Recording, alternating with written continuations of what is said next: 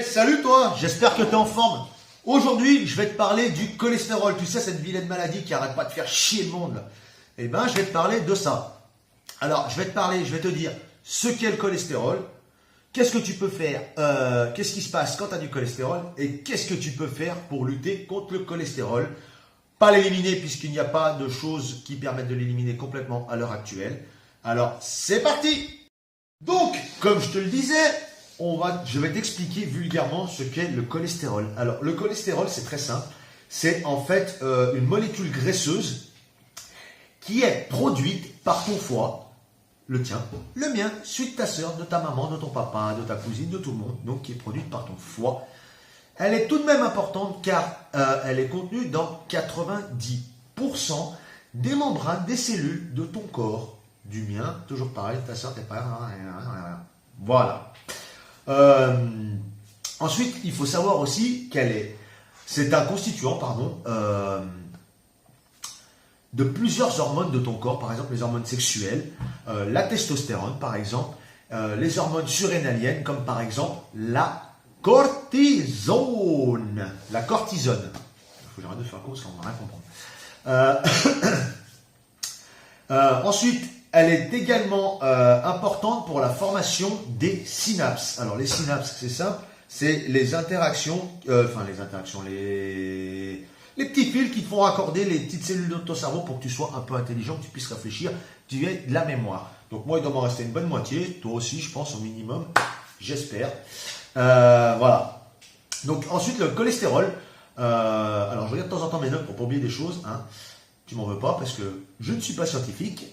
Je ne suis pas scientifique. Je ne suis... J'ai raté faire comment. Donc je te disais, le cholestérol donc, peut être apporté, donc, comme je te le disais, par ton corps, donc tu en as déjà en toi, mais il peut être également apporté par des aliments extérieurs.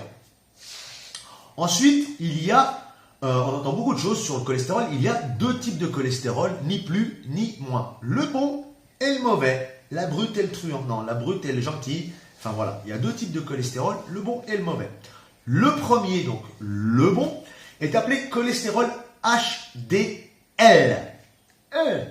Le second, le mauvais donc, est appelé cholestérol LDL. Donc, pour la suite, je vais t'expliquer ce qui se passe simplement quand tu as du cholestérol.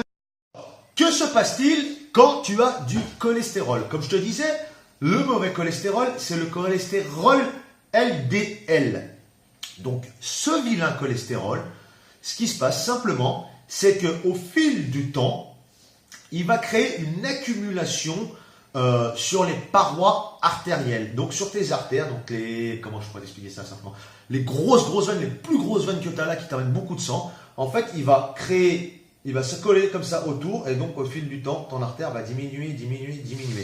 Si l'artère a cette taille, c'est que le corps en a besoin pour emmener plus ou moins de sang, d'oxygène et ainsi de suite. Donc si c'est réduit, forcément, l'oxygène passe moins bien et donc c'est pas cool parce que ça peut te créer justement des problèmes de maladies cardiovasculaires. Donc le cœur, ainsi de suite. C'est ce que c'est, non plus on va pas partir dans un truc de fou. Voilà. Heureusement, il existe le bon cholestérol gentil, qui est le HDL, qui lui, au contraire, va permettre justement, quand tu en apportes à ton corps, de nettoyer au fur et à mesure ce mauvais cholestérol et de le dégager, qui va le transporter ensuite vers le foie, qui va le traiter et direction les chiottes. Voilà. Alors, voilà, pour le cholestérol, hein, tu vois, c'est pas très compliqué. Par contre, je vais quand même te donner quelques aliments qui vont t'aider à dégager le mauvais cholestérol, d'accord? Par contre, oui, alors attends, juste 2 petites secondes, hein, pour faire simple, le mauvais cholestérol, c'est toutes les graisses insaturées, toutes les merdes, style les chips, les conneries, enfin bon, voilà. Si tu veux, je te ferai une liste des aliments mauvais cholestérol, mais là, le but, c'est quand même d'avoir une liste d'aliments bon cholestérol pour lutter, même si tu en manges un petit peu du mauvais. Voilà. Donc, c'est parti, je vais te donner une liste du mauvais, une liste d'aliments pour lutter contre le mauvais cholestérol. Petit lapsus de ma part, je m'en excuse par avance, sinon je vais me faire insulter. Le mauvais gras, c'est le gras saturé, pas insaturé. Petit lapsus. Quand tu parles vite et que tu parles face à rien, c'est compliqué. Alors, donc, on est parti. Donc, premier aliment qui va t'aider à lutter contre le cholestérol, c'est ni plus ni moins que le flocon d'avoine. Alors, outre le fait de par rapport qui va être bon pour la musculation, si tu on en parlera dans une autre vidéo si ça t'intéresse. Là, je te parle pour le cholestérol. Pourquoi? Parce que le flocon d'avoine est riche en fibres solubles. Il va piéger donc le cholestérol dans l'estomac. Et donc, toujours pareil, il va l'évacuer par les voies habituelles. Je ne vais pas te dire lesquelles. Hein. Voilà. Ensuite, il y a tout ce qui est noix et amandes. Alors, pour cette catégorie, les noix et les amandes sont riches en gras insaturés cette fois-ci. Donc, le bon gras, pardon. Et en fibres, mais également en stérols végétaux qui vont remplacer parfaitement le cholestérol de ton corps. Le stérol, en fait, si tu veux, ça va être le cholestérol végétal, grosso modo, voilà. Mais le bon, par contre, pas le mauvais. Donc, ça va le remplacer très aisément. Donc, il faut en prendre à peu près 30 grammes par jour, on va dire. 5 fois par semaine, c'est l'idéal. Donc, tu peux en manger à midi, le matin, au petit déjeuner, enfin voilà. Ça ne pose aucun souci. Bien sûr, il y a également aussi les fruits qui sont indispensables, peu importe, que ce soit pour maigrir, grossir, enfin bref, voilà. Il ne faut pas en abuser pareil, c'est quand même plein de sucre. Mais, pardon, toujours pareil, c'est un des indispensables pour lutter contre le mauvais cholestérol. Putain, j'arrive pas. Bref. Ensuite, alors numéro 4, l'huile d'olive. Alors l'huile d'olive va t'aider à lutter contre le mauvais cholestérol grâce aux antioxydants. Grâce aux antioxydants qu'elle contient. Parce qu'il y a certaines études qui tentent à prouver qu'elle permettrait en fait de diminuer l'inflammation des vaisseaux sanguins. Donc, ça permet, donc toujours pareil, voilà, par un mécanisme de suite, ça fait du bien. Alors, par contre, pour l'huile d'olive, comme je t'ai déjà dit dans une vidéo, je ne sais plus laquelle, si tu veux, je te ferai un truc sur les huiles. L'huile d'olive, tu la prends pour mettre sur ta salade, tu la prends pour mettre, j'en sais rien, moi, une fois que tu as fait griller ta tartine, un petit coup d'huile d'olive dessus, tu peux la prendre pour une fois que tu as fait ton plat de pâtes, un petit coup d'huile d'olive dessus, mais je te déconseille de cuire avec, car elle n'est pas vraiment idéale pour ça, parce qu'elle se déstructure très vite, elle s'abîme très vite, et tu risques d'avoir l'effet contraire. Donc, on passe à la suite. Alors, je vais regarder mon truc, tu m'en veux pas, parce que j'ai pas un cerveau qui fait 15 km de long, donc je regarde, voilà, j'ai trié, j'ai fait des petites notes, 1, 5, 6, 7, 8, 9, 10, donc je regarde là où j'en suis. Donc, pour te dire, c'est le 5e aliment, c'est tout ce qui est légumineuse. Donc, je veux parler des pois chiches, lentilles, haricots, fèves, tout ça, là, tout ce qui est pois, tout ce qui est, voilà, enfin tu vois, tu as compris le truc. Donc il faudra en consommer environ une demi-tasse par jour. Elle permettrait de réduire le cholestérol d'environ 10%. Donc c'est pas négligeable. 10, 10, 10, 10, ça permet d'avoir un tuyau parfaitement nickel. Ensuite, le 6e aliment, donc c'est le pamplemousse rose. Alors, je vais te le lire parce que c'est un petit peu long. Ça me permettra de ne pas me tromper, de ne pas raconter de conneries. Alors, j'ai trouvé un truc. Donc, alors, selon une étude, sur 57 sujets ayant pris des médicaments à base de statine, mais sans aucun effet sur leur cholestérol, ont vu leur taux chuter d'environ 15% quand même, suite à l'ajout de pamplemousse rose dans leur repas de façon régulière. Donc, je pense que c'est style 3-4 fois par semaine, quelque chose comme ça. Tu n'es pas obligé de te bourrer de pamplemousse du matin au soir. On est parti donc pour le 7e aliment, la sauce tomate. Toujours c'est pareil, je vais te le lire aussi parce que c'est un petit peu long. Excuse-moi, mais j'ai pas tout en tête.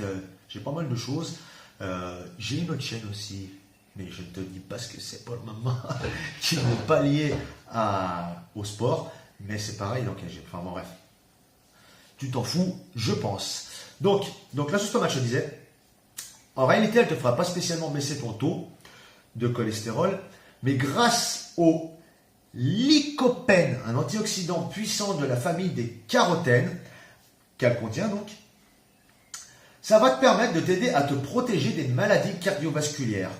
Mais attention, je te parle de la sauce tomate et non pas de la tomate crue.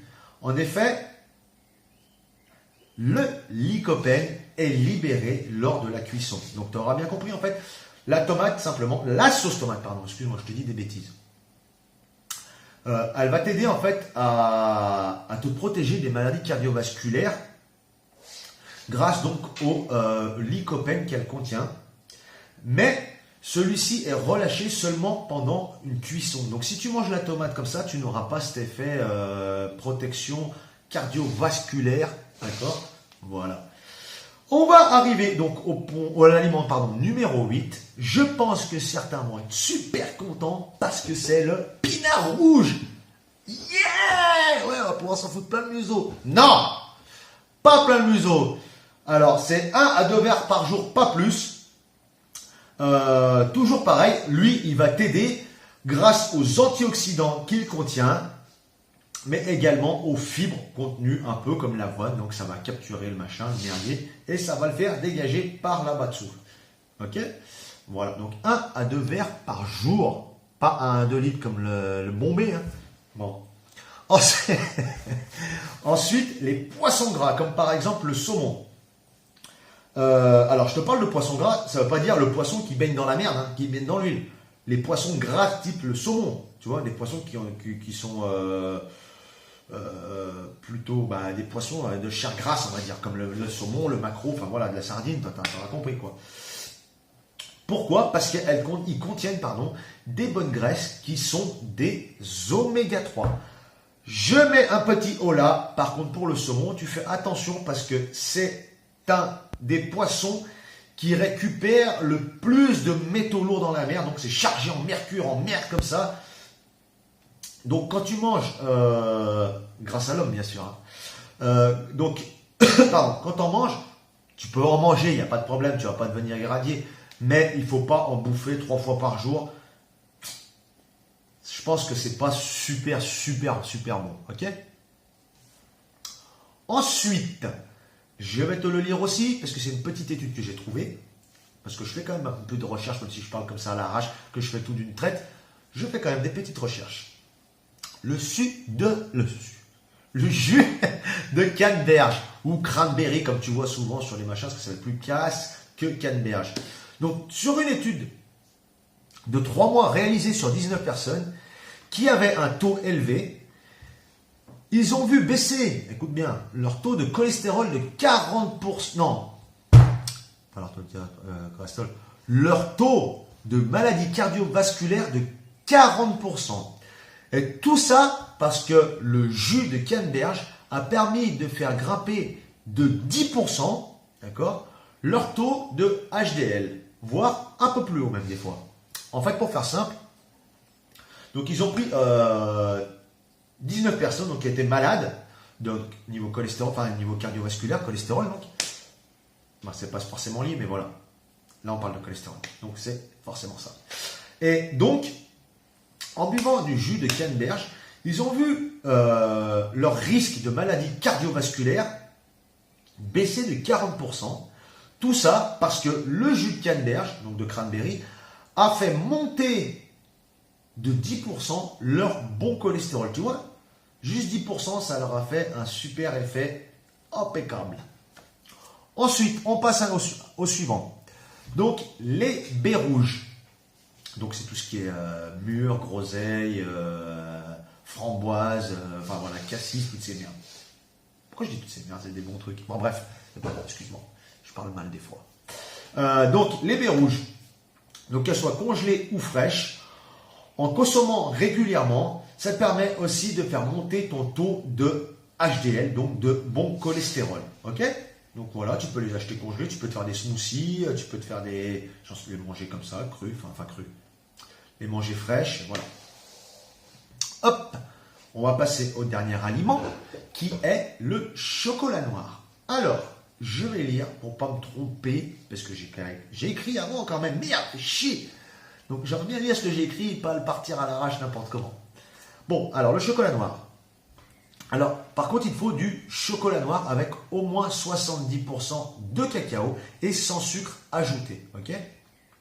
Pour la quantité, c'est entre 10 et 15 grammes par jour. Te permettrait de réduire ton taux de mauvais cholestérol LDL.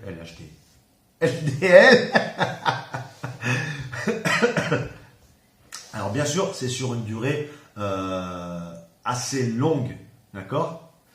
Alors si tu as peur au niveau des calories de grossir et tout, je te dis, tu prends sans sucre ajouté, 70% de cacao minimum. Bon, alors il y en a qui n'aiment pas parce que c'est super fort, mais par contre, c'est très bon. Tu n'auras pas de gros risques de grossir, ok ? Alors, j'en ai fini pour cette vidéo. Je veux juste te donner un petit bonus, ok ?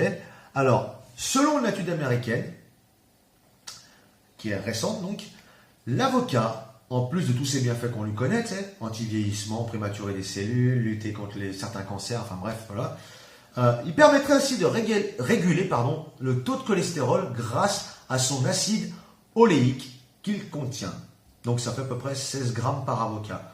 Donc moi je te conseille de manger, si tu peux, un avocat tous les jours ou un avocat tous les 2 jours, tous les 3 jours, si tu n'aimes vraiment pas ça. Par contre, l'avocat cru et pas en guacamole ou conneries du genre. Pourquoi ? Parce que souvent, tu vas le manger avec des chips, des tortillas et toutes ces conneries qui sont juste du mauvais cholestérol. C'est de la merde. En plus d'être super gras qui va te faire grossir. Voilà. Eh ben écoute, j'en ai fini pour cette vidéo. Désolé, elle est un peu longue.